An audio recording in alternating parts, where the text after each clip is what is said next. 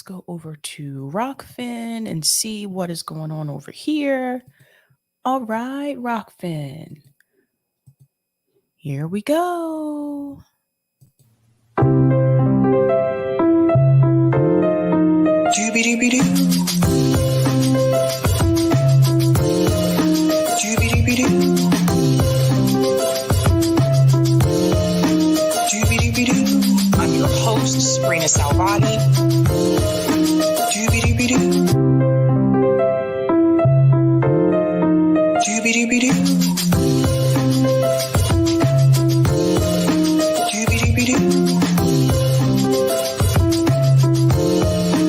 Doobie-doobie-doo. I'm your host, Sabrina Salvati. Doobie-doobie-doo.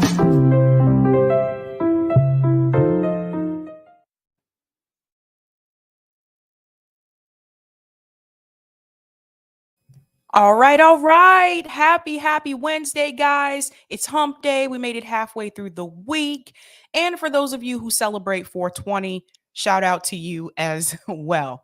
Welcome to Sabs podcast. I'm your host, Sabrina Salvati. If you are new, I want to let you know that Sabs podcast is a part of Revolutionary Blackout Network.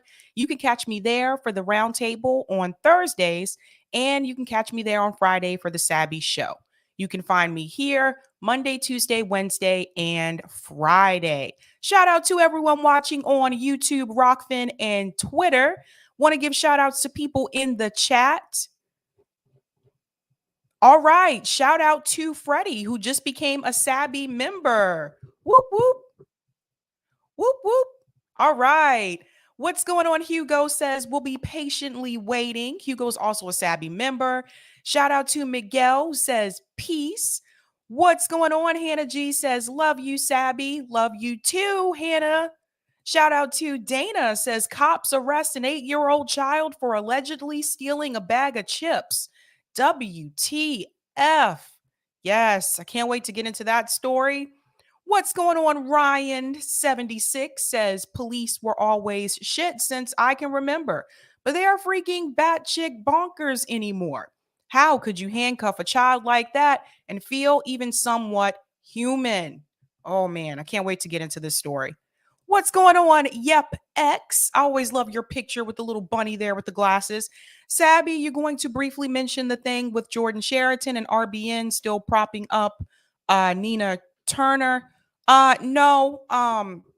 Jordan actually reached. I talked to Jordan privately, and he also has reached out to JB as well. So that's something that's being handled privately at this point. Shout out to Brandy, who said she addressed it yesterday, so not sure. What's going on? A dingo ate my baby. Says, hi, fam. Shout out to Lawrence, who's a Sabby member. Always great to see you. Doobie-doobie-doo. Let me hear you. Balacas ringing out. Back in the USSR, the Beatles. Oh, I don't think I'm familiar with that Beatles song. What's going on, Ken? She says, happy 420, Sabby. It's time to get high and smoke some cannabis purple runts. I don't smoke, Kenshi. I don't smoke, believe it or not. Shout out to Yasmin says, hey, Sabby fam. What's going on, Gamer and Ganja for Life says, hello, Sabby. Happy Wednesday. Shout out to Derek, who says, happy 420, everyone. Doobie-doo, indeed. Oh, man, I'm going to hear that a lot tonight, huh? What's going on? Pyland's Ghost says, hi, Sabby. Hi, chat fam. Greetings to Eric T. Red, who's a Sabby member, says, hey there, Wednesday friends. What's going on? Pat says, hi, everybody. Shout out to RIP George Habush says, happy 420 day. Greetings, Nico P says, hello, Sabby and chat. What's going on, Aspen Fallen? I see you got some plants there. What kind are they? Oh. What's going on, KM4 Oos says, you got this. What's up, Hash Rebel says, Sabby returns. Yay. Greetings, Aspen Fallen says, happy 420, everyone. Working with legal marijuana now party today in Minnesota. All right. Greetings, Vegan Goddess says, happy Sabby and friends. What's going on, Nancy says, hello to everyone. Love your work, Sabby. Shout out, Nancy. Hello to you as well. I think I tagged everyone. Oh, there's a lot of comments. What's going on? Eric says, where is Gonzalo Lira? I do not know. I just recently heard about that story today. And I'm not live here tomorrow, but hopefully I'll be able to talk about it a little bit on Friday. But that is very, very scary and concerning. What's going on? Ashura says, do I need to bring a hose tonight, Sabby? No, you don't, Ashura. No, you good vibes tonight. Last night was pretty brutal. All right. Let's go ahead and get into it. What are we talking about tonight, ladies and gentlemen? I'm going to go ahead and share my thumbnail with you. Okay. Tonight, we're discussing Russell Brand supports Elon Musk. What is that about, and how does everyone feel about that? We're going to get into that story. I'm also going to discuss Chuck Schumer versus Joe Biden. And is it even really serious at this point? And last but not least, we're going to discuss cops arrest a child. Yes, I don't know if you've heard about that story, but that video has pretty much went viral on Twitter. So I do want to talk about that as well. Guys, if you're just joining, don't forget to hit that like button. That really helps me with the algorithm for reals. Censorship is real, if you know what I mean. Okay. So the first story I want to talk about, we need to talk about this story involving Chuck Schumer and Joe Biden. Now, before I get into the video, I do want to remind you, remember, Roger Meadows has informed us multiple times on this show that Chuck Schumer is up for re-election. So just keep that in mind before you watch this video. Now, one of the issues that has really been pressing people lately is canceling student loan debt, right? So some of the politicians are trying to put some type of pressure on Joe Biden to actually do that. Now, I have my own feelings and concerns about canceling student loan debt. I don't think there should be a limitation on it. When I say cancel student loan debt, I mean cancel all of it. All of it. Not $10,000, not up to $50,000. I mean all of it. And what I have noticed with even with the progressives that are pushing back on Joe Biden with this issue, that are asking him to cancel it, it seems like they're still not asking him to cancel all of it. They're willing to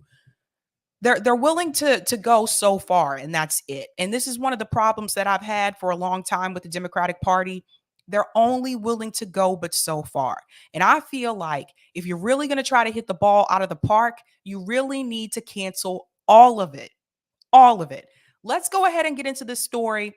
Now, shout out to Case Study QB for this clip. Case Study's always doing great work. So it says here, so this was on Fox Business. Chuck Schumer tells Joe Biden to cancel student loan debt. So let's go ahead and get into this video. David, as Hillary mentioned, President Biden's poll numbers with younger voters are kind of scrambled right now. So far, the president hasn't moved to cancel student debt. Some Democrats want him to do that with the stroke of a pen. Senate Majority Leader Chuck Schumer says he's told the president that addressing student debt is one of the most important things he can do. Student debt is one of the very biggest things holding our economy back. When people have to pay that check every month, to a student, to a loan. Often they signed up not even knowing what they were getting into.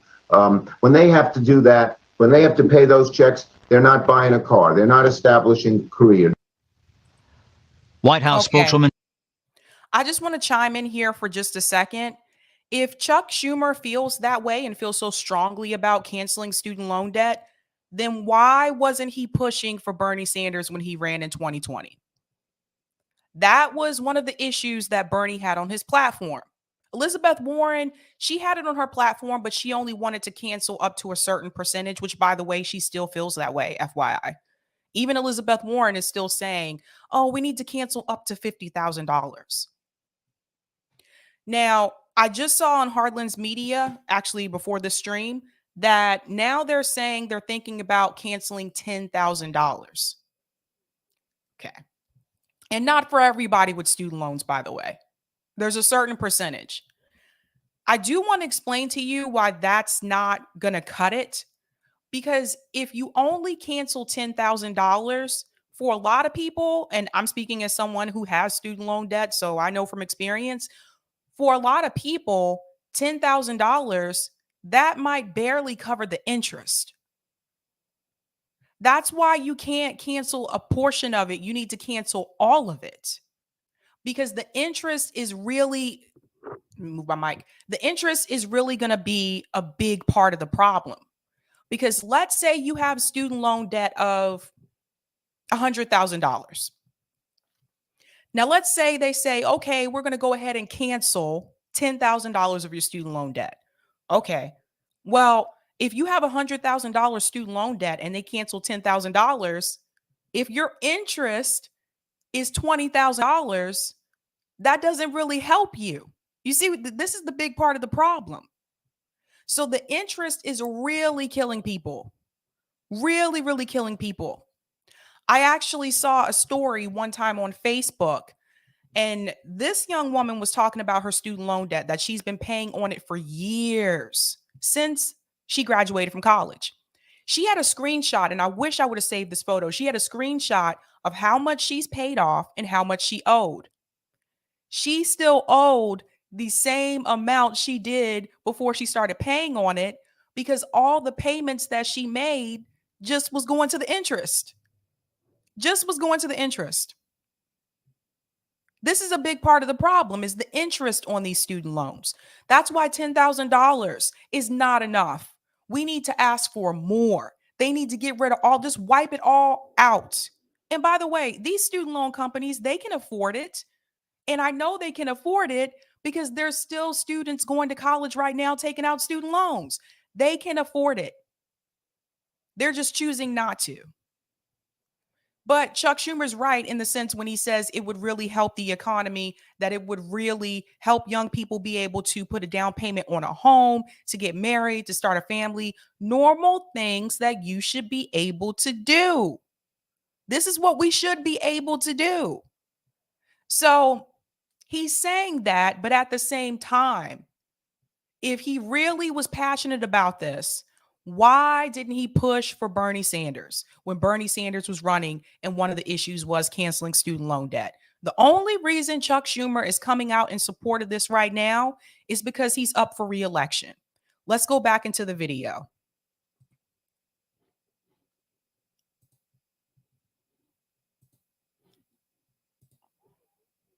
Jen Psaki says expect a decision about extending the moratorium to pay back student loans between now and the end of August. The White House has repeatedly said Congress should tackle the topic with legislation. The government has paused the payments of many student loans 6 times during the pandemic. We are going to continue to assess every month, every few months on where things stand, both looking, of course, at COVID, but also economic data and where we need to continue to help give the American people some breathing room. Nearly 15 million millennials owe an average of nearly $39,000. Let's go back to that again. Listen to what she says. A student loan 6 times during the pandemic. We are going to continue to assess every month, every few months on where things stand, both looking, of course, at COVID, but also economic data and where we need to continue to help give the American people some breathing room. See, this is the problem. They only want to give people breathing room. That's it.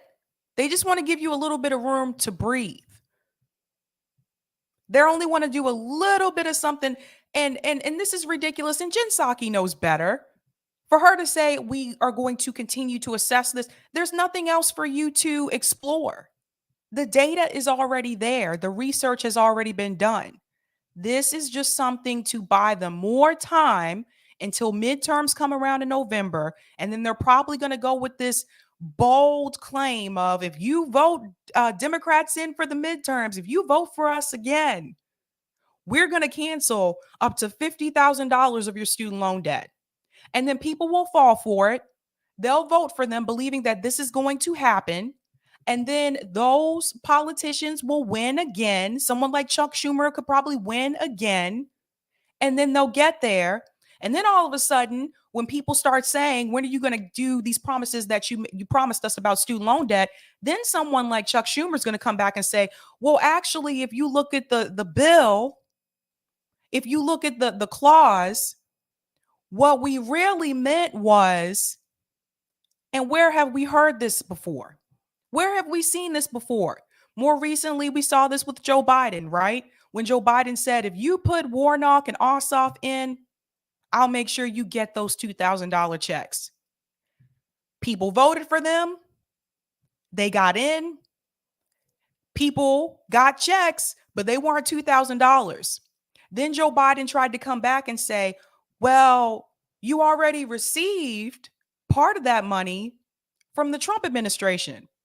So this is the remaining amount of that. If you add the two together, that equals $2,000. They'll do something like that. So there's nothing that they really need to examine. There's nothing more that they need to assess right now at this point. This is just stalling points. This is them buying more time until they get to November. Watch. I'll believe it when I see it. All right, let's go back in. Nearly 15 million millennials owe an average of nearly $39,000 in student debt. Democrats in Congress lack the votes to move on their own, but they see addressing student debt as a winning issue in the midterms. Okay, let's talk about the numbers that he just gave. Millennials owe an average of $39,000 in student debt. Let's do a little bit of math. Let's say you graduated college last year. You got a job. If you're living down south, they don't pay as much, right? So let's say you get a job and the starting salary is $40,000 a year. And that's putting it mild, like I'm exaggerating here. Because when I lived in South Carolina, I couldn't even find a job that would pay that much, okay? So you have your entry-level job out of college, $40,000 a year.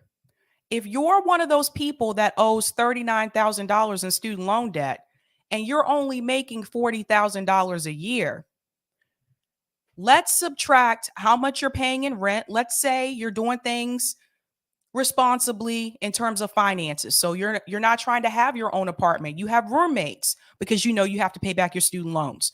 So let's go ahead and do some math. $40,000 a year, you have roommates, but you still have to pay for your portion of the rent. You also have to pay for groceries. You also have to pay for gas, which is high right now. You also have to pay for your student loan payments and all these other things like car insurance, car payment, all of that jazz. By the time it gets to the end of the month, when it's time to pay that student loan payment, what are you left with? This is the problem. I think a lot of people, I know I ran into this problem. I'm a millennial. This is the problem a lot of us ran into. You're graduated from colleges and these jobs that are offered to you, they're not paying you what they should be paying you when you adjust for inflation. That's a big part of the problem, but you still have to pay the student loans back. So what do you do? What do you do? This is why some people from my generation ended up moving back in with their parents for a year or two or however longer they could so that they could start paying those student loans. I actually watched a guy on the local news. He was waiting tables. He had a full-time job and he's waiting tables right here in Massachusetts. All his money was going to his student loans. He was living with his parents. He's like, I'm in my 30s, dude. I'm still living with my parents and I'm working 2 jobs because I have to pay my student loans. This was a problem before the pandemic. This was an ongoing issue. And our country, our government as a whole, never got a handle on this. Then we went into a pandemic, people lost their jobs, and now their economic situations are worse. We are living in late stage capitalism. We are in the final stages of it. What is next to come for the United States economy? We might go up a little bit, but I don't think we'll ever get back to where we were before. This is it. And doing something like canceling student loan debt, that could really help a lot of people. What do you think is going to happen to the housing market? Let's talk about this for a second. You have all of these kids that graduated from school that can't buy homes, right? Okay. That's going to affect the housing market. If you can't sell these houses, what's going to happen? Some of my students that graduated, they're not buying cars. You know why? Because they can't afford to pay a car payment and the car insurance. Then the auto industry is going to suffer. This is all connected. This is going to be a problem. But if they were to cancel all student loan debt, then those graduates can take those student loan payments and they can put that towards a savings so that they can get a house, so that they can maybe get a car. But right now, the way it stands with them continuing just to postpone them, if they can continue to postpone these payments, they can cancel these payments. You got me? You get me? Think about this, guys. They started postponing student loan payments last year. If they can continue to postpone them, we'll be going into a year when it gets to August, they can cancel them. They don't want to. All right, let's go back into the video.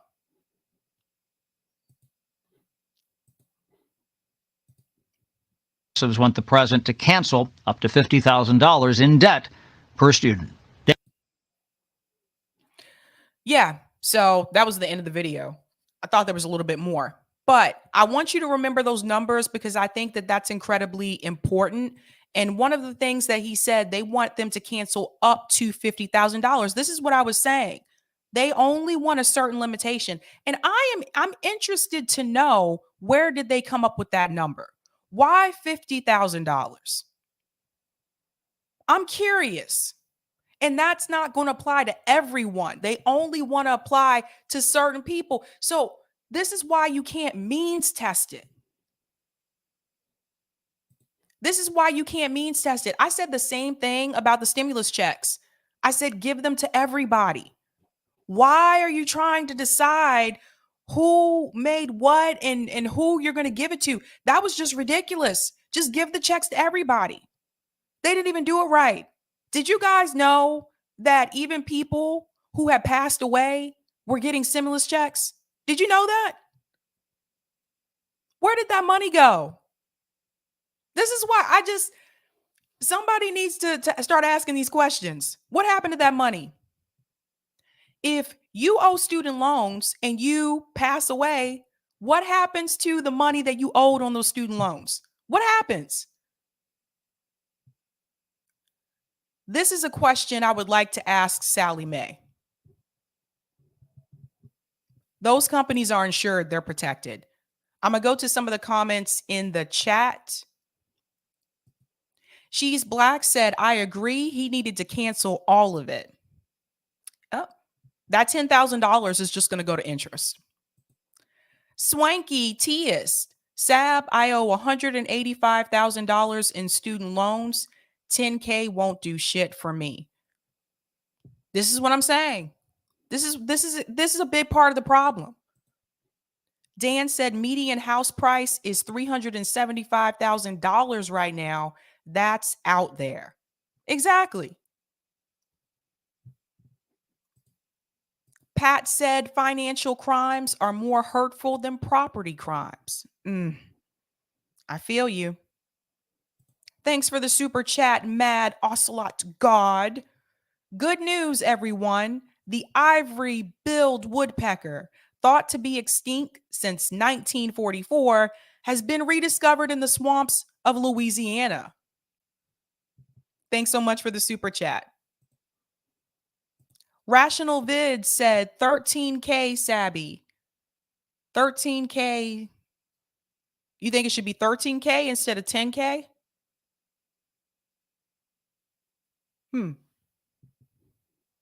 A kid said, Sabby, yes, 100% providing college debt forgiveness would create cash flow for the economy.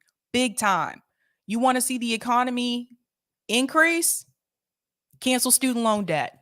Thanks for the super chat. Frank Johnson said canceling the debt for some people will create more divisions for them to use and manipulate the people.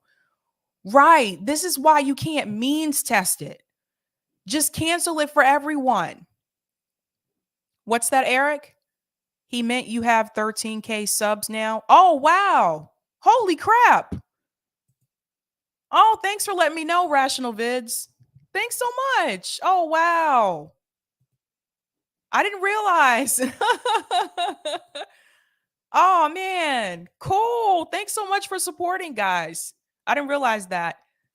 Yeah, when I'm streaming, I'm in StreamYard. So it's a streaming service, and I'm not actually, even though you see me on YouTube, I can't see myself on YouTube. So I only see myself through StreamYard, and StreamYard doesn't show me anything on my channel. So, but wow, that's really cool. Awesome. Woohoo! All right. Brent's like, person speaking subs, not money. Oh, man. Oh boy, oh boy, oh boy. Sorry about that. And no, and I did not smoke. I don't smoke today. Some of you are probably like, are you sure? Thanks so much, Jean, Catherine the Great. Oh boy. So when we talk about these student loan like payments, I just want people to know these companies are insured. They can take the hit. They can take the hit.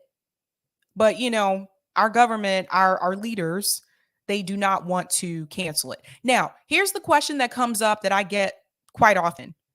What about those of us who paid off our student loans? What about us? Sorry.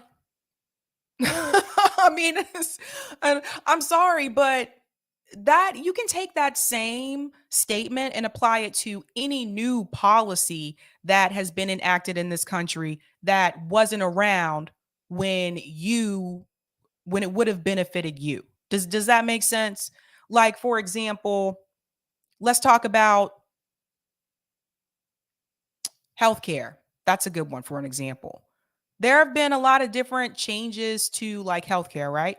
So what about the people who were around for Obamacare, right? And they were like, okay, yay, we can finally, get something. Now I have my reservations about Obamacare because we still need Medicare for all. But that can apply to any policy that has been passed in this country that you may not have been eligible for at that time. Let's not fall into that trap. Let's not fall into that, because I'm hearing people say that. I've heard people say it on Fox News too. Like, well, what about those of us that paid off our student loans? Good job. Like, I don't know what else to tell you. Congratulations. I don't know what else you want me to say. It's just, I'm sorry, but you can say the same thing about bankruptcy. I mean, what about the people who were able to, pay off their house or pay off their car, and people who weren't able to and they had to file for bankruptcy? What are you going to say? You're going to go to them and say, what about those of us that paid off our homes? Great. Oh, man, I'm sorry. I can't fall for that one. Really quick, I forgot to shout out patrons. Thanks so much for your support, guys. I really do appreciate it. Shout out to everyone who is a Sabby patron. If you're interested, I have 5 categories: members, Sabbies, Sabsters, Sabinators, and the ultimate. Thank you guys so much for your support. I really do appreciate it. And a special shout out to new patrons. Shout out to Jared. Shout out to Garrett Port. and Ben Gadak. Thank you all so much. Their names are also scrolling across the bottom of the screen. Yeah. Sorry if that was a bit brutal for some people, but all I can say is good job. What you want from me? I'm gonna be like that guy. Who's the guy that was from American Idol and he sang that song, What Do You Want From Me? Oh, I can't remember his name. But the song's like, what do you want from me? What do you want from me? What else to say?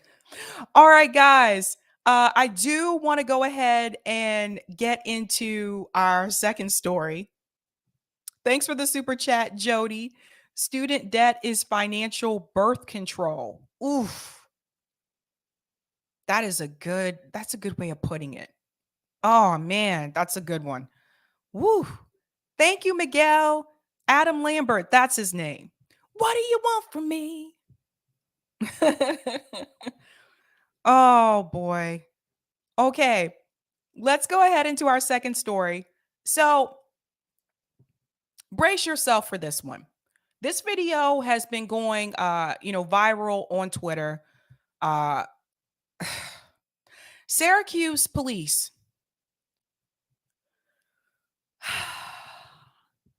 So a little boy was accused of stealing a bag of chips. Bag of chips. Just keep that in mind as we go into this video. Syracuse police showed up, and I'm going to show you what happened. Let me go ahead and put this up here. Now, big shout out to Joey Reck, who sent this. Joey said, this is what Democrats and Republicans are supporting when they increase police budgets. This is the Syracuse police arresting a child over a bag of chips. Notice before I play this video, I just want to point out 1, 2, 3. Do you need 3 police officers to arrest a child? Really? Was all that necessary? 3? But they gave more money to the police, see? Let's go into the video.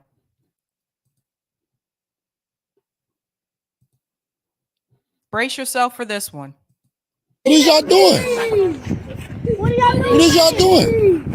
Guess. Take a guess what I'm doing. Hey, he like a baby to me. Why you? Guess what I'm doing. I don't know what you doing. I just see you snatch him up off the. No. So what's going on then? He's stealing stuff. If he breaks into your house to steal something. Nah, man. What, you selling a bag of chips? So y'all treat me like a whole cold-blooded fucking killer? Keep walking, dude. You don't even know what you're Keep talking walking. about. I know what I just came up and see. I know the fuck I just came up and see. Okay, what did you see? I see y'all snatching him up a bike like he a fucking grown-ass man. Ain't he saying it wasn't him? Fuck is y'all doing? Crazy. How old is he? 10 years old? Fuck is y'all talking about, man? That's against the law. Fuck is y'all doing? You cannot put that. What is y'all doing? Take the fucking chips. If you stole some chips, I'll pay for them. I'll pay for them. You don't even know where he lives. Y'all just throwing him in the fucking car. That's what they do. They come here. Fuck is y'all doing? Leave him alone. No camera. That's all we can do. He a kid. What is y'all doing? Okay. What is y'all doing? Let's walk through this. Let's pay close attention and let's walk through this. So the guy who you hear speaking is the gentleman that's filming this taking place. Okay. That's why his voice is so much louder, because he's the one that's holding the phone, obviously. I want you to pay close attention to something here. Let me just zoom in a little bit. Explain to me, look at how he's holding this kid. Now, the kid is obviously crying. This child is probably going to be traumatized by this event, by the way. You think a little kid's going to forget being jacked up by the police? And again, there's multiple police. Not one, multiple. So pay close attention to that, but let's walk through this together. Take a guess what I'm doing? Hey, he like a baby to me. Why you? Guess what I'm doing? I don't know what you doing. I just see you snatching him up off the. No. So what's going on then? You're stealing stuff. If he breaks into your house to steal something. That part right there. First of all, this guy's a clown. I don't know this officer's name. I can't see his badge or his name on his badge, but this guy is an absolute clown. So he is making the comparison of this child stealing a bag of chips, which we're not really sure if he did or not, by the way. According to the other little boy said that he didn't do it. I don't know.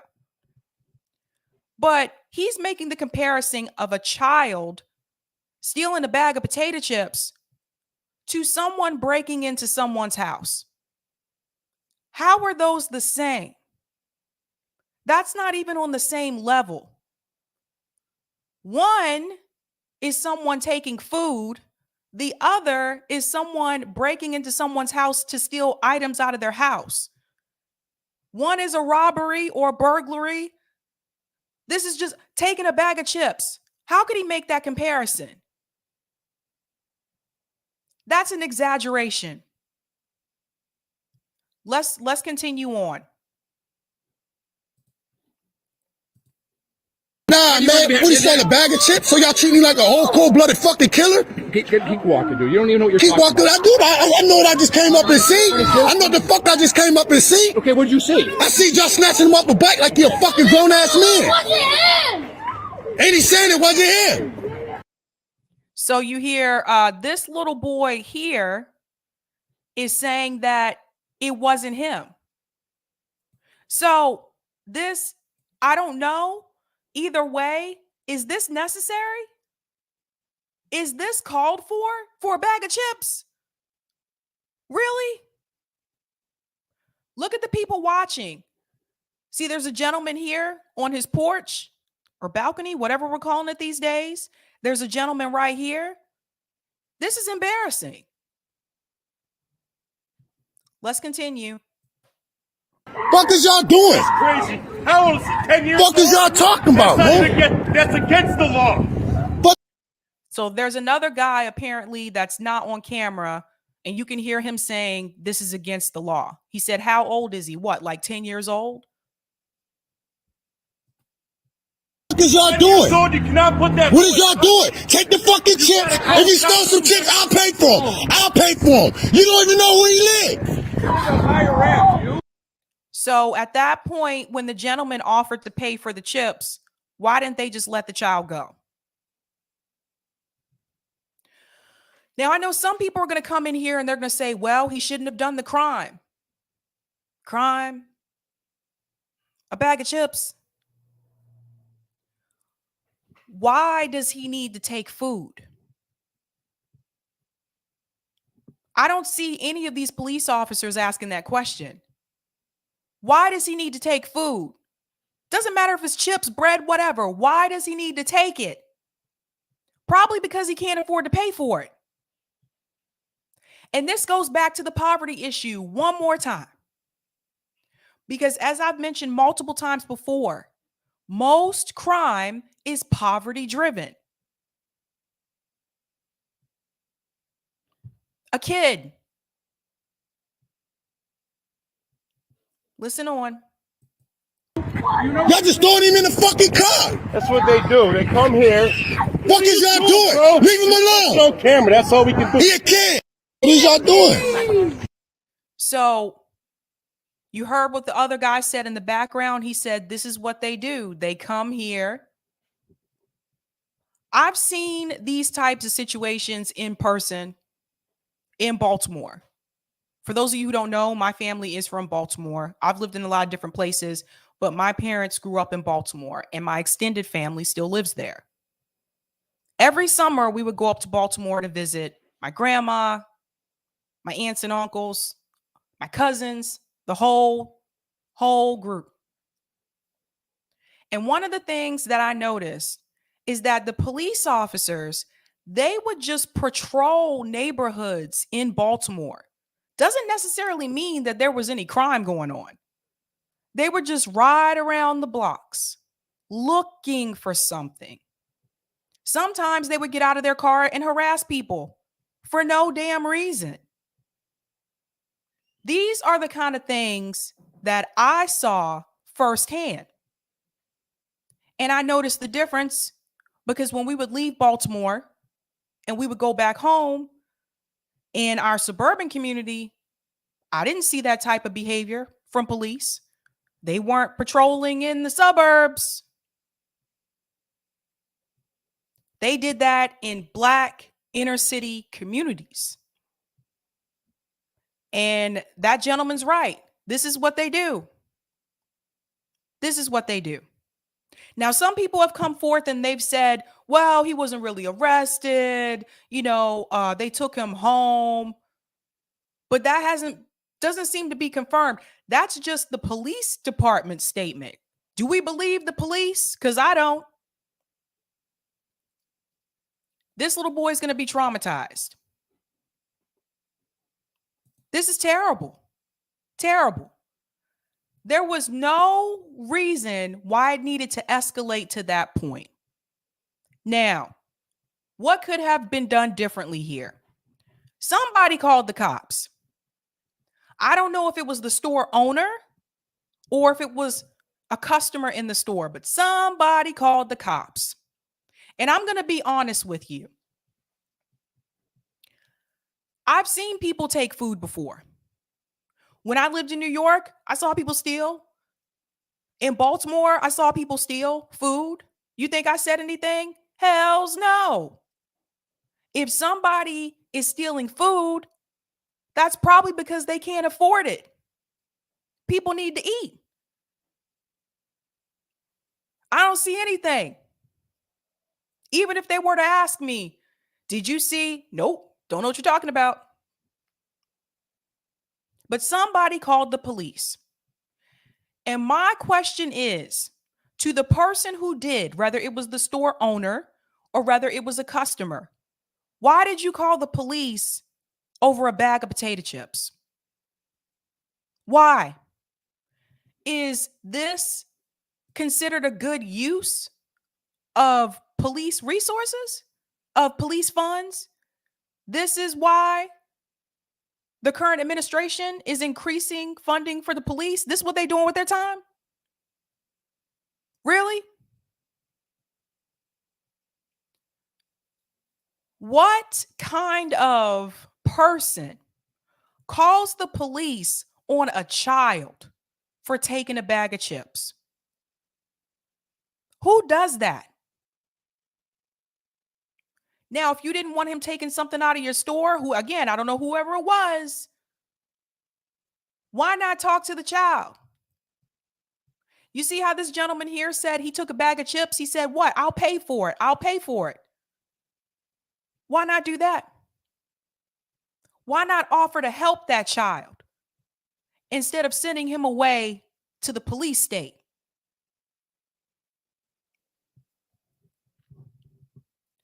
We throw people away. What should have happened, someone should have talked to the child, offered some type of help, some type of assistance. You don't call the cops.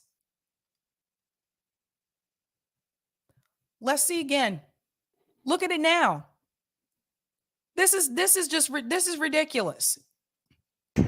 What is y'all doing? Guess. Take a guess what I'm doing. Hey, he like a baby to me. Why you? Guess what I'm doing. I don't know what you doing. I just see you snatch him up off the. No. So what's going on then? You're stealing stuff. If he breaks into your house to steal something. Nah, man. What he selling, a bag of chips? So y'all treat me like a whole cold-blooded fucking killer? By the way, this guy right here, this gentleman, I don't know what his role is. He's not saying anything. I don't know if he's trying to protect himself or not, but you notice he's not really saying anything. This is what I call the bystander cop. You see, there's different types of police officers. If we go back to the George Floyd incident, remember, there was Derek Chauvin, the police officer who kneeled on George Floyd's neck. And then there were the other police officers that were the bystander cops. They didn't kneel on George Floyd's neck. but they didn't stop the action. They didn't stop the assault that was happening from happening either. There's always one, by the way, that one bystander cop. They know what's going on isn't right, but they're not going to say anything. They just stand by. That's him right here. Bystander cop. The other gentleman, let's go back to him.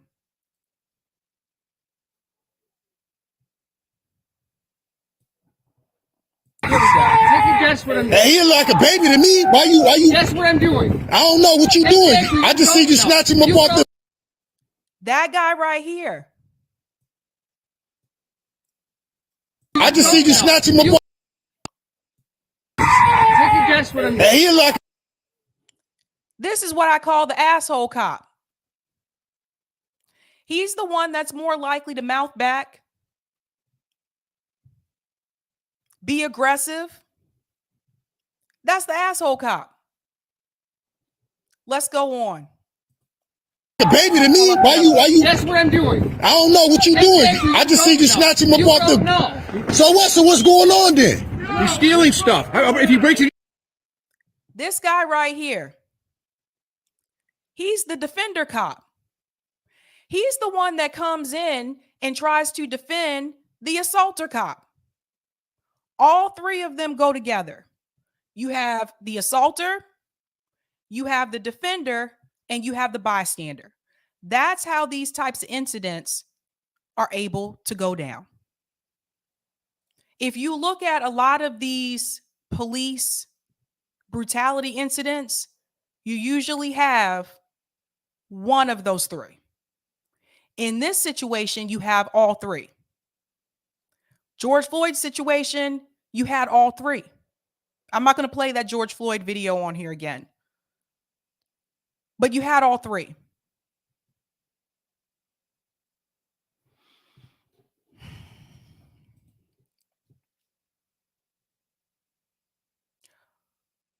Do you see why I don't support either party? Because both Republicans, when they were in control, they increased funding to the police state. When Democrats were in control, they increased funding to the police state. Both parties are pro-cop. Even under a black president, the police force was militarized.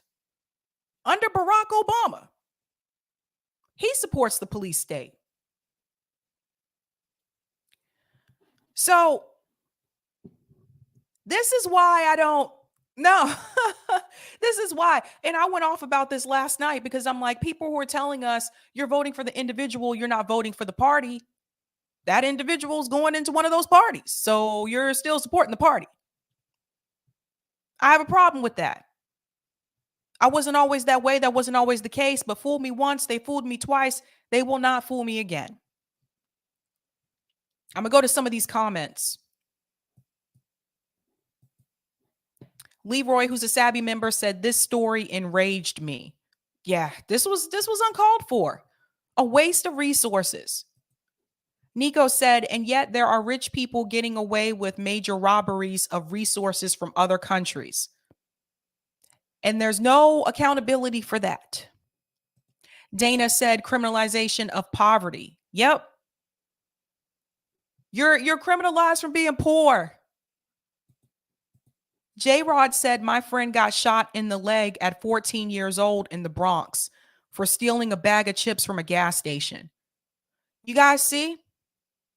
You hear these stories? Chips. Rational Vid says, fucking snitch ass motherfuckers. We don't do that shit in retail stores in Texas. Yeah. I remember when I used to work retail, they used to tell me too, if you see someone stealing, you got to watch for the people who are stealing. You got to watch for, no, you guys pay me minimum wage to come in here and do inventory and to run the register and to do shipment and to stock all these clothes. You asking me to do a little too much. Now you asking me to be a cop. No. If somebody walk out with something, oh well, these stores are covered. They're insured. Thanks so much for the super chat, Will C says, thank you, Sabby. Jean Catherine the Great said, defund the police. This is a community issue. Everybody see? Ozzy says, AOC wants more cops. Don't even get me started. Don't get me started on her. Nick and CJ are going to be doing a stream later on tonight about how the police state affects your mental state, the effects of it. They're going to be talking about that tonight over at Revolutionary Blackout Network. That should be a really good stream. Thank you so much for the super chat, Oz. Sabby exposes breaking points. Ball and Kalinsky practice mutual aid. Courage, conviction, and truth to power. Oh, thank you, Oz. Thanks so much. I appreciate the support. Yeah, I mean, that's just how I feel about it. If you can tell your audience to donate to these politicians, you can tell your audience to donate to mutual aid. Bernie Sanders got over $100 million in 2020 from us. Do you know what we could have done with that money? You know how many people we really could have helped? How much we could have done with mutual aid? We could have built things. We could have built clinics like the Black Panthers did. We could have actually done something. And now I hear Bernie Sanders is talking about running again, possibly, if Joe Biden doesn't run. And you know he's not going to run as an independent or third party. He's going to try through the Democratic Party one more time. He continued to let them cheat him. Oh, man, oh, man, oh, man, oh, man, oh, man. So the police state, it's a problem. I had a conversation with someone about this. That's really important. I didn't put this in there, Eric. I just thought of it. Sorry. Sometimes I go off the cuff. Before most of you followed me or even probably found me on YouTube, I had an interview with George Floyd's son. I mean, excuse me, not son, George Floyd's uncle. And there's something he said I want you to hear. Oh, man, I got a lot of videos. I need to find this interview. It goes way, way back. Okay, here we go. His name is Selwyn Jones. And he had a lot of things to say about the police state. Here it is. Let me go ahead and forward.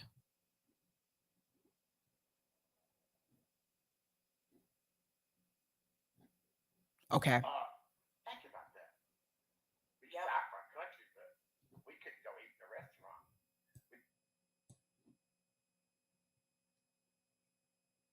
Okay. All righty. You might eat this moron. Wow. Sabby. Okay, here we go. I'm going to share it. Share my screen.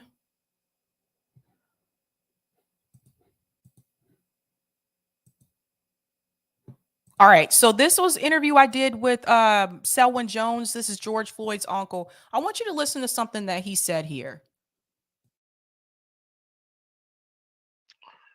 This was sent to me by someone that lived 3 houses down because somebody murdered my nephew.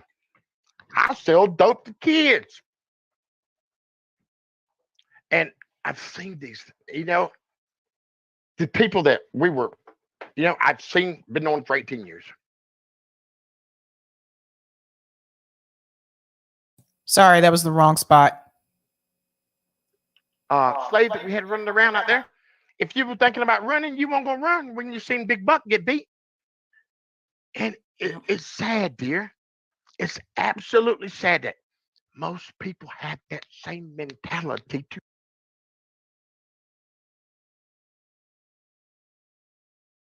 today. Hey, remember, if they can't fix you, if they can't control you, there's 2 things you can do to you. they can lock you up and they can send you to the farm where you make 40 cents a day and you make the system that you're in about $1,500 a month. So, it's one of those things, sweetie. It's a plus for them. And what is it for us? Prison is no reform. Prison is a crime house. You go to prison, you sit there, they get the money, the time out of you, they put you back out. Hey, you got a felony, so you can't do a damn thing. You can't get a job. You suffer and you can't vote. And that's something else that I would love to see if I could put into play. When you get through with your probation or parole, you've served your time to society. Why not give them an ability to vote? Why not why not take that felony off your record? Because, sweetie, think about it. With that F on that record, ain't a lot of people, here we go again, systemic racism. Because you see somebody with a felony, 9 times out of 10, it's the black guy. You can't get a job. And it's simple. 1941, the GI Bill came out. The GI Bill said that we were going to have a middle-class family. They were going to give us some houses. You were able to get a house if you fought in the war. There's a problem. Guess who got the houses? Guess who made the middle-class family? The white folks. Guess what we got? We got public housing. You know what they call that? The ghetto.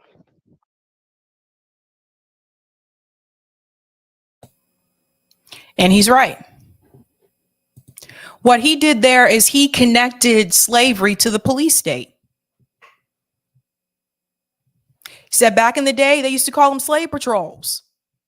They don't call it that now. It's called the police. He said if they can't beat it out of you, they'll control you. They'll lock you up.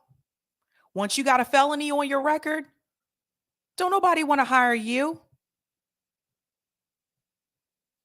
There's a movie that all of you should see. God, I wish I remember the name of it. It stars Omar Epps. And it's that particular situation where he went to prison for selling drugs, had a felony, was released on good behavior, got out, went back into the neighborhood, tried really hard to find a job, and nobody would hire him because he had a felony on his record. This is also why I go back to saying that I think all drugs should be decriminalized. Why is it my fault or anyone else's fault or anyone else's business if somebody else is putting drugs into their body? That's their choice. That's their decision. So he couldn't find a job, and he got to the point where he was going to commit suicide. And then he started to remember what he learned when he was out there helping that town. I don't want to give too much away, but he was helping a town. There was a flood coming in and he was helping them. And he remembered the people that worked together and how they worked together to help try to save the town. But that's reality. That's reality for a lot of people that go to jail. It's not juice. I know that one. It's, is that what it's called? Meteor Dreams? Inmate 57? Yeah, because I saw it on TV. But it's a really good movie because it shows you that this is what happens with the criminal justice system. Because when they arrest you, now you got a record, unless the charges are dropped. Once you are in the system, even when they release you from prison, your name is still in the system. And then you get out and you have a felony, and he was trying to do the right thing and trying to get a good job, and he couldn't get a job because he had a felony. That's how people end up going back to crime. Now, the question you may wonder, well, why was he doing the crime in the first place? Because he lived in poverty. You fix the poverty issue, you can fix the crime issue for the most part. Most people don't want to do that. No matter who we've put in office on the federal level, none of them have solved the poverty issue. Not Republicans, not Democrats.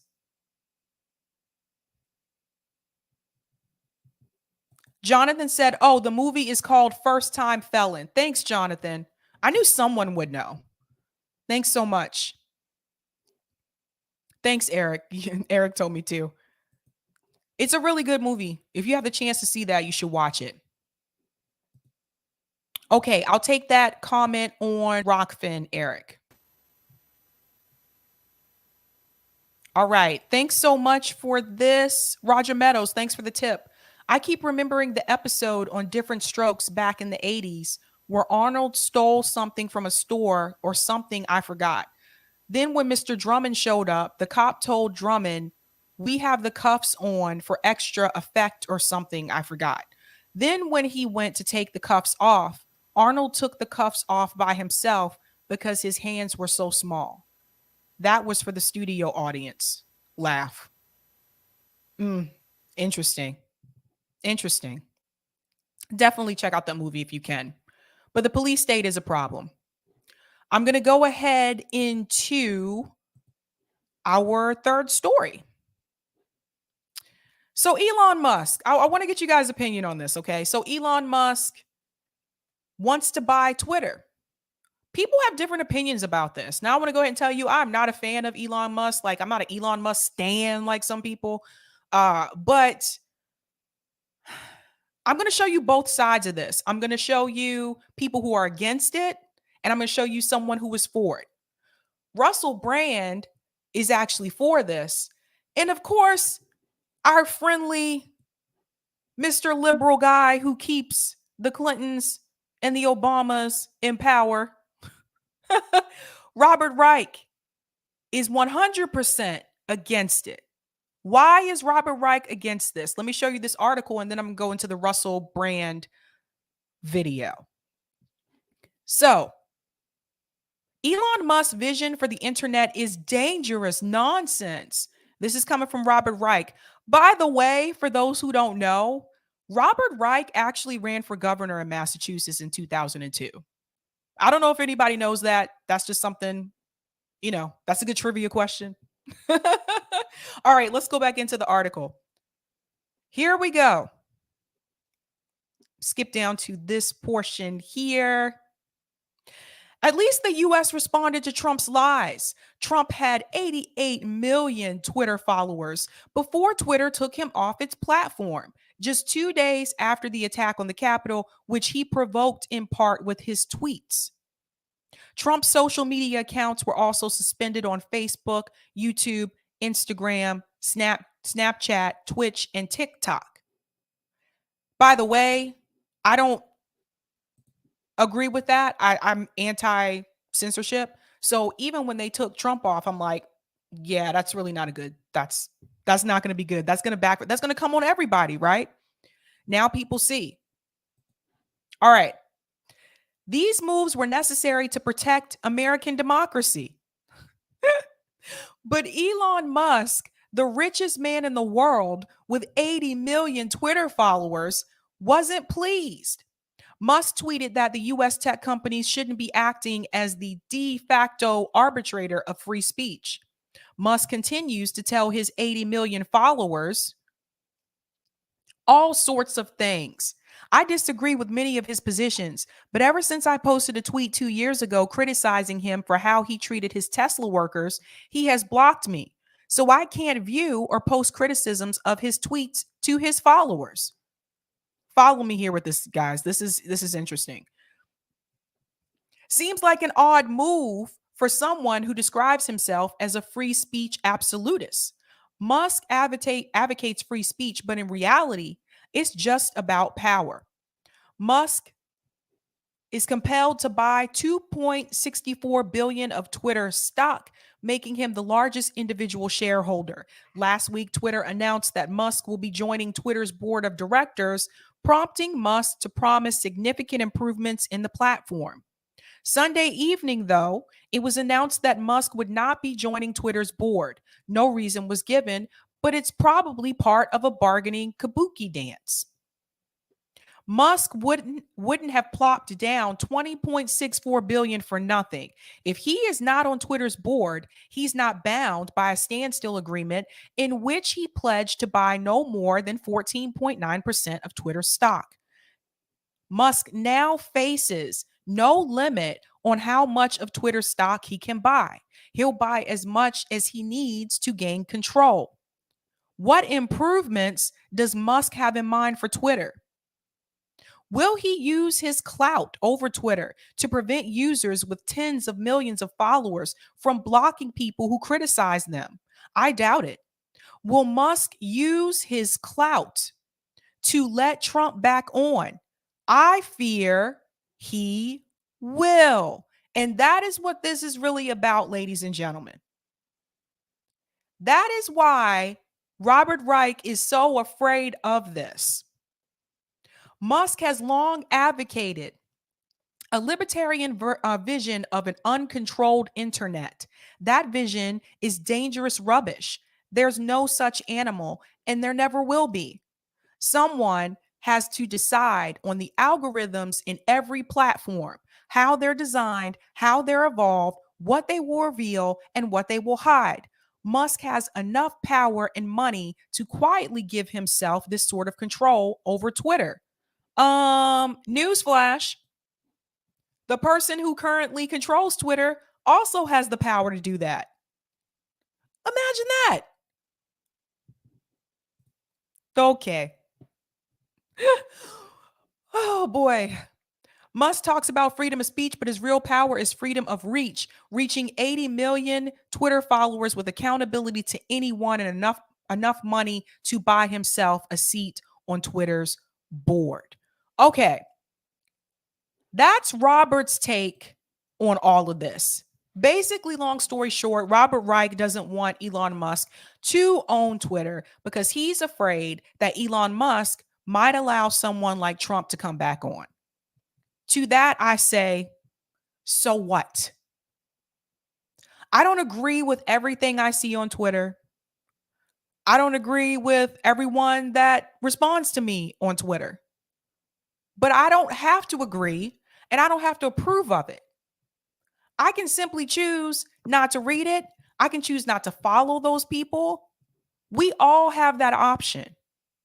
But when it gets to the point where we're saying that certain people shouldn't be on it because we don't agree with them, what are we doing here? Well, what's really happening here? Now, again, I am not a fan of Elon Musk. I'm not. But I think Robert's reason for not wanting him to own it is ridiculous. So Robert Reich is for censorship. You guys see this? What does Russell Brand think about all this? Let's see. Let's hear Russell Brand's opinion about what's going on here.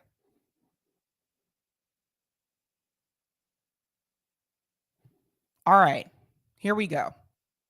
What's the real reason the Twitter board don't want Elon Musk to take over Twitter? Is it to protect freedom of speech? Is it because they want a fair platform? And whose fair do they really care about? Hello there, you 5.5 million awakening wonders. Thank you for joining us on this voyage. We value you. We value your input. We love being part of a community with you. If you sign up to my mailing list, it's one click away. You'll hear about live events we're doing in the coming months, including a one-day event with Wim Hof. Oh, Eric, you said I can refresh this. How do I do that? I don't know how to refresh it. I'll just move ahead.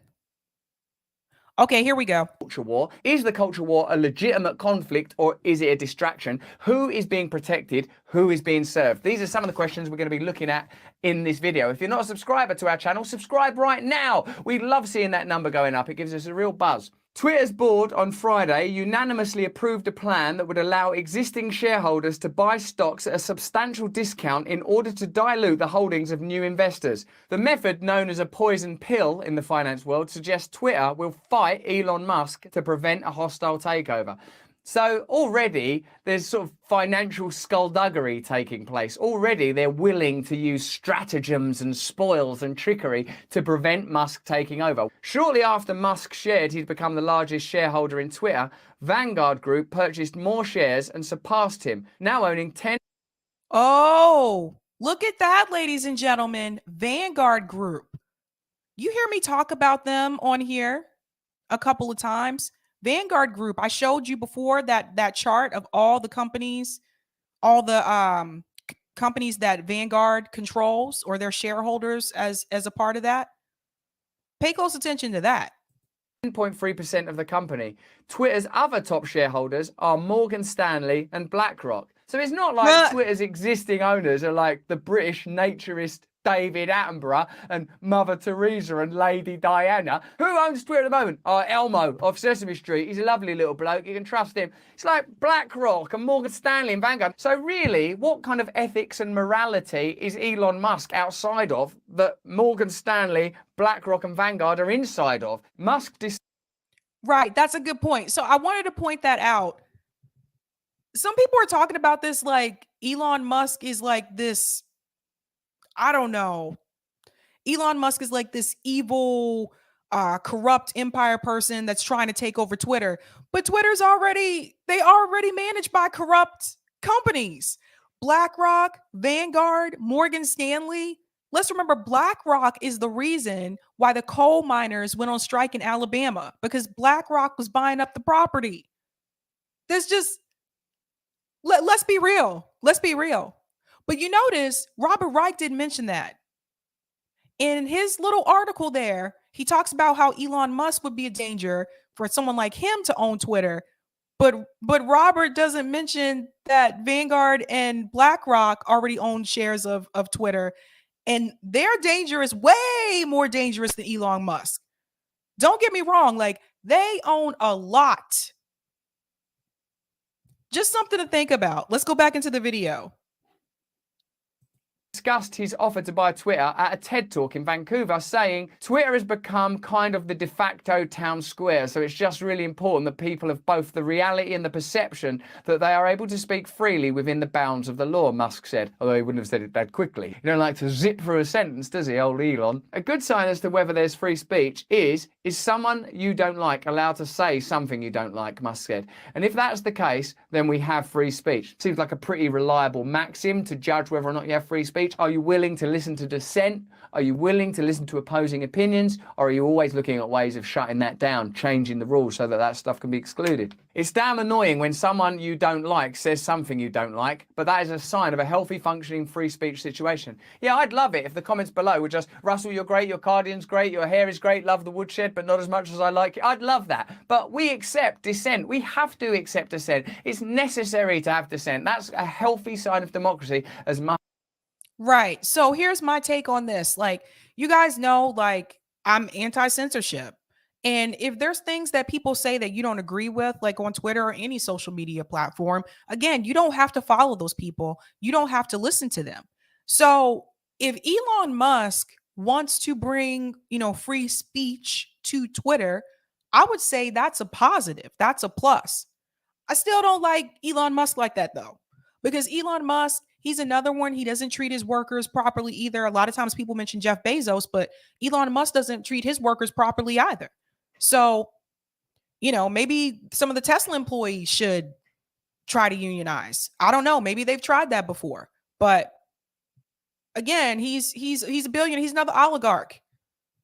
He's another billionaire. But if the reason why you don't want him to own Twitter is because he's going to let people practice free speech, that's very questionable. That is questionable. Let's go back in. Musk said. This is what Matt Taibbi had to say on Substack, writing about this issue. Elon Musk has reportedly attempted to purchase Twitter, and I have no idea whether his influence on the company would be positive or not. I do know, however, what other media figures think Musk's influence on Twitter will be. They think it will be bad, very bad. How none of them see what a self-own this is beyond me. After spending the last 6 years practically turgid with joy as other unaccountable billionaires tweaked the speech landscape in their favour, they're suddenly howling over the mere rumour that a less censorious fat cat might get to sit in one of the big chairs. So this is coming from Matt Taibbi. So he wrote a Substack article about this. I think I told you guys this before, that Matt Taibbi is on Substack. So he wrote an article about this, and he knew that, like, already some of the people that he talked to didn't want him on there. Two of the more prominent Musk critics are claiming merely to be upset at the prospect of wealthy individuals controlling speech. Now, if that were the reason, if that is the reason, then that would be a universal principle that you would apply to anybody that potentially owns Twitter or other social media platforms. As more than one person has pointed out, this is a bizarre thing to be worrying about all of a sudden, since it's been the absolute reality in America for a while. Probably the funniest effort along those lines was this passage. We need regulation to prevent rich people from controlling our channels of communication. That was Ellen Pao, former CEO of Reddit, railing against Musk in the pages of the Washington Post. But we already have rich people that control our channels of communication. Let's be real about this for a second. Mainstream media is controlled by rich people. A lot of the people in independent media, pretty rich. Matt Taibbi actually talked about that subject in particular on Russell Brand's podcast about how a lot of the people in the independent media spaces and the journalist spaces, they come from money or they're wealthy people. Anderson Cooper, he was a Vanderbilt. Chris Cuomo, his father was Mario Cuomo. He was a politician.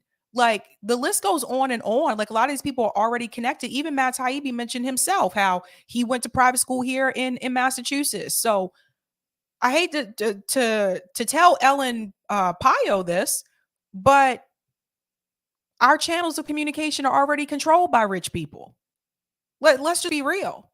Even this show that you're watching right now, Sabby Sabs podcast, this is my podcast, but I am on YouTube, which is controlled by rich people. Let's just be real.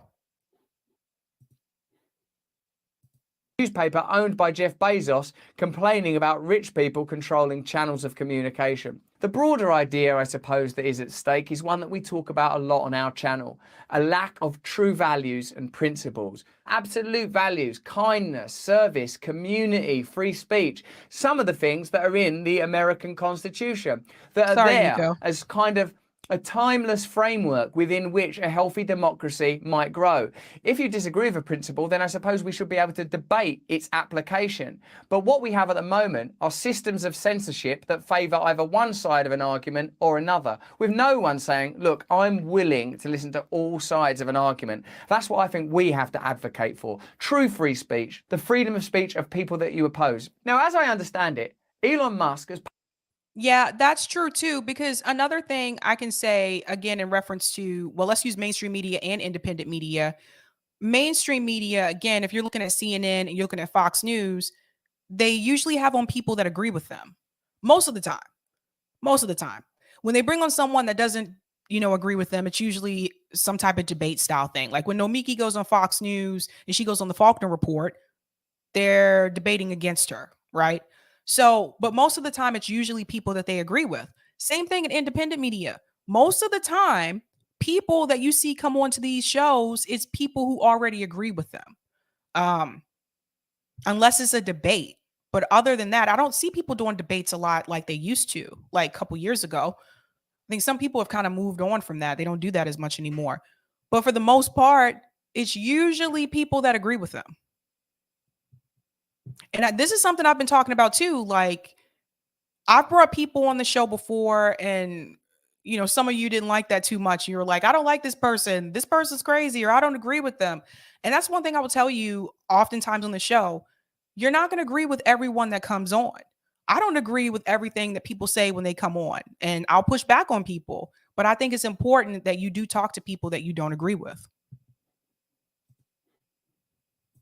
Publicly said, I want freedom of speech on Twitter, and I'm willing to pay over the odds to acquire this company.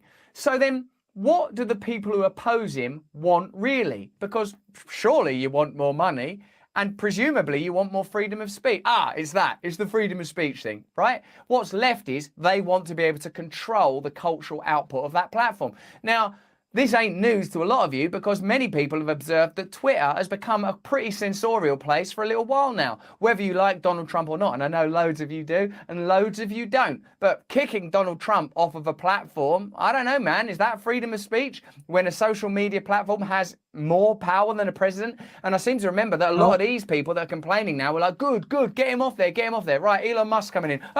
So it shows it's not about values and principles, it's about preferences. It's about their personal preferences, about the kind of free speech that they would like to see elevated and promoted. Many detractors. And that's a good point too, in reference to Donald Trump. That is a really good point.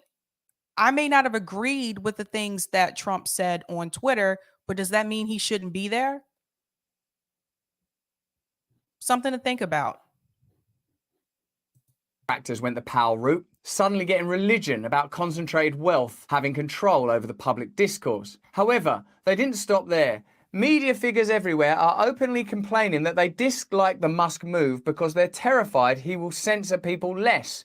A professional journalist who opposed free speech was not long ago considered a logical impossibility. Things are different now, of course, because the bulk of journalists no longer see themselves as outsiders who challenge official pieties, but rather as people who live inside the rope lines and defend those pieties. Do you know it's possible these days to have a Bill Gates sponsored scholarship where a journalist learns their trade at a Bill Gates sponsored school and then goes and works at a Bill Gates sponsored media institution and publishes Bill Gates encouraging stories about issues that Bill Gates will benefit from and still be called a journalist? It's hardly Woodward and Bernstein, is it? It's hardly out there challenging power. I'm guessing this latest news is arousing special horror because the current version of Twitter is the professional journalist's idea of utopia, a place where Donald Trump doesn't exist. Yeah, that's a good point to say as well. And do we really want people to be... What's wrong with someone being censored less? They don't really want us to say what we feel. They don't really want us to say like what we mean. I've seen multiple people have their Twitter account suspended, especially over the past few months. Multiple people. And I think it's ridiculous. I really think it's ridiculous. And also, it just creates so much more work on the production side for people that work at Twitter. Do you really want to have to sit there all day and look at all of these different accounts and see if someone should be pulled or suspended or not? Like, just why does this matter? Why does this matter? So for me, this is why I say, if you say that you're anti-censorship, then you really need to mean it. Don't say you're anti-censorship, but you don't think that Donald Trump should be there. Because that's not anti-censorship then. That's just how I say it. And I'm not a fan of Trump. I want to be clear because someone's probably going to take a clip of this and be like, oh, there's Sabby. She's advocating for Trump. No, it's just, I don't think that people should be censored, period. And especially some people worked really hard to build up their following on Twitter. And some people, their careers are based on that. They rely on that following they have on Twitter because of the algorithms that are in place on YouTube. So if you have someone take over Twitter and they're going to do less censorship, then that could also affect the algorithm. And then it'll be easier for people to find you. It'll be easier for people to hear what you have to say. Because let's be real, I think some of us are being suppressed on Twitter too. Not just on YouTube, but also on Twitter. Going to play a little bit more of this. Everyone with unorthodox thoughts is warning labelled. Age-restricted content seems to be a popular recent scam. And the current thing is constantly hyped to the moronic max. Matt Taibbi talked about this when he came on our podcast, Under the Skin. He said that journalists and reporters used to be allied with the ordinary population. They used to regard themselves as outsiders, dissenting, throwing rocks at the establishment. That's what I was talking about. That was back in the day when journalists weren't paid a lot of money, when it was not a glamorous job. That's changed. Inquiring and questioning. Now, as Taibbi points out here again, Journalists are on the inside, protecting the establishment, protecting the system. What does that tell you has happened to the media? What does that tell you has happened to the profession of journalism? To me, it suggests that journalism has become the propaganda wing of the corporate state machine, expressing, espousing, promoting opinions that are beneficial to establishment power, never promoting dissent. Today, the dissent may not please you. Tomorrow, it might be your dissent that's being shut down. So please don't see this in terms of, well, I feel this way about the pandemic or Ukraine or about this, that or the other, what he calls the current thing. And I know a lot of people use that phrase. Think instead about the principle, the value, the same as I would invite the Twitter board to. What are your principles really? What do you believe in really? If you believe in community power, service, individual freedom, democracy, the ability to run your own communities, then you've got a set of beliefs by which to run your life. If you've got spiritual principles, religious principles, wherever they come from, if you believe in your freedom and the other person's freedom, then you stand a chance. If what you believe in is your version of tyranny, because your version of tyranny you've worked out is really nice and really kind and really fluffy and cool, then you ain't no different than any other tyrant. Regarding Twitter, these are all good points. You guys can watch the rest of that video on his channel. That video was posted, it was either late last night or early this morning. So it should be his most recent video. But yeah, that's important to know. Like if you are confident in your beliefs and your morals and your values, then what other people say on these social media platforms, you shouldn't let it get to you like that. I ignore a lot of people on Twitter. They probably don't know that, but I do. Sorry. Hello. I ignore a lot of people. I don't have time to read what's in my mentions. I really don't. I'm just being honest. I never click on that tab that says mentions. I don't have time to read everyone's response because I also have a regular job. Like, I just don't. And even if I did, like, I don't think it's healthy to be on Twitter all day. A lot of times I post something and I hop right off. I'm just being real, just being honest. All right, guys, I do have two really positive news stories for you. They are very short. I want to shout out some of these super chats really quick first. Thank you so much for the super chat, The Traveler. How does Elon have the money to try and buy out Twitter? I think you mean Twitter. But ending global hunger, which is far cheaper, is unattainable. Oh, The Traveler, you're speaking my kind of language. Exactly. That's a good question. Thank you so much for the super chat, Craig Kidd. The answer to bad speech isn't censorship, it's better speech. Fight the issues instead of canceling the speaker. Ooh, that could be a great t-shirt, Craig. Fight the issues instead of canceling the speaker. I like that. Woohoo! Sebastian said social media has one thing that's positive. We got Sabby. Oh, thank you, Sebastian. That's sweet. What's going on? MJ says free Julian Assange. That's right. .com said, I think a big part of the reason why they don't want Musk to get control of Twitter is he might reveal all the shadow banning algorithms they use. Ooh. He might too. He could do that. Elon Musk is how do you say? He has no filter. Like, he commented on a tweet. he responded to Bernie Sanders and he said, I'm sorry, I'll stop laughing. This really isn't that funny. He responded and said, I forgot you were alive. I'm not kidding. Like, he really has no filter. That's a good point.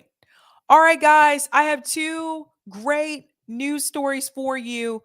Shout out to Roger Meadows for letting me know about this. You guys may have seen Red Berets on here before. I do have a good announcement in reference to their fight for universal health care in Washington State. Attention healthcare advocates, it's official. We have a ballot initiative number I-1471 makes hashtag universal healthcare a reality. Now it's time to dedicate whatever we're able to making this grand project successful. Can you help? So There are links here where you can volunteer. There are links here where you can donate. So this is really big news, guys. They got the ballot initiative number. If you're not familiar with that, check out my panel called Ballot Initiatives Panel on my channel. It's on the home page of my channel underneath the category that says panels. It should be the first one there that you'll see. We go into ballot initiatives, how they work. We went into a lot of detail about that. But definitely a shout out to Whole Washington. This is a big deal. Again, they've been trying to fight for universal health care in Washington state for a while. They have really, really, really been working really hard. So shout out about that. In other good news, to celebrate 420, for all you peeps out there in New Jersey, it's official. Legal weed sales in New Jersey can begin April 21st. By the way, that's intentional, by the way. They made sure not to do it on April 20th. They didn't want to overwhelm the stores. So, New Jersey and all of my people that are in New York, but you're close to New Jersey, check this out. New Jersey legal weed sales can begin April 21st. State officials announced Thursday. The State Cannabis Regulatory Commission said it will issue licenses to seven medical marijuana dispensaries, officially known as alternative treatment centers, to also sell recreational marijuana beginning on April 21st.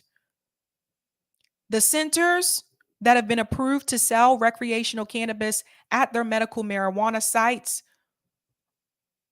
Belmar, Edgewater Park, Bloomfield, Patterson, and Phillipsburg and Maplewood, Rochelle Park, Elizabeth, Lawrence, Williamston, Egg Harbor, and Vineland and Deptford.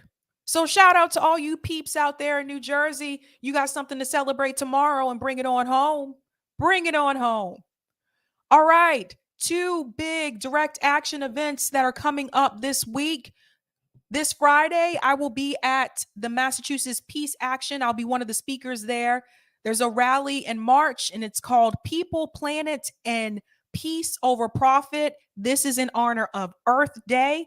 This Earth Day, we will come together across movements and borders, calling for solutions as big as the crisis barreling down on us: climate collapse, endless war, crushing economic and racial inequality, recurrent pandemic, rising authoritarianism, and the assault on freedom of press, privacy, and protest. Super excited about that. I'll get that comment in a second, Eric. This will be this Friday, April 22nd at 1 p.m. Eastern Standard Time at Park Street Station in Boston, to call for people, planet, and peace. I'm very excited about this, you guys. This event is co-sponsored by, let me find it. Where did it go? Here we are. Dun, dun, dun, dun. That's right. One of the co-sponsors for this event is Revolutionary Blackout Network. I'm pumped and excited about this, you guys. This is a time for us to call for a list of demands here. I'll put the link in the chat so you can go through this as well. But yes, this Friday, 1 p.m. over here at Park Street Station, right at the Boston Common. I'm going to try to live stream this as well. Eric, who's in the background, he's the producer. Eric's going to be with me there as well. So this will be a good event. And it's also connected to another event, which is the Freedom from Fossil Fuels Tour. And that is actually starting in Copley Square. Again, this is all in honor of Earth Day. And that will start at 3:30 p.m. I'll be at the first part, but not the second part. But very excited, you guys. Eric, can you put the link to both of those in the chat for people who are in the area and want to attend? And then I have one more event, and then I'm going to do the comment on Rockfin. Also, this is a busy week for me for direct action, actually, and organizing. Also, next Monday, me and Rome and other peeps here in the Boston area will be getting together for Tour for the Poor in Boston. So definitely get ready for this. I'll make this a little bit larger for you so you can see. There's Rome, Tour for the Poor, Boston, April 25th, Roxbury and Dorchester from 3 p.m. to 6 p.m. If you want to contribute, I think we have all the supplies we need, but if you wanted to contribute, you can contribute to Rome, Tour for the Poor, Cash App, $ Tour for the Poor, Venmo, at Tour for the Poor, or Patreon, Unholy Rome 6, the number 6.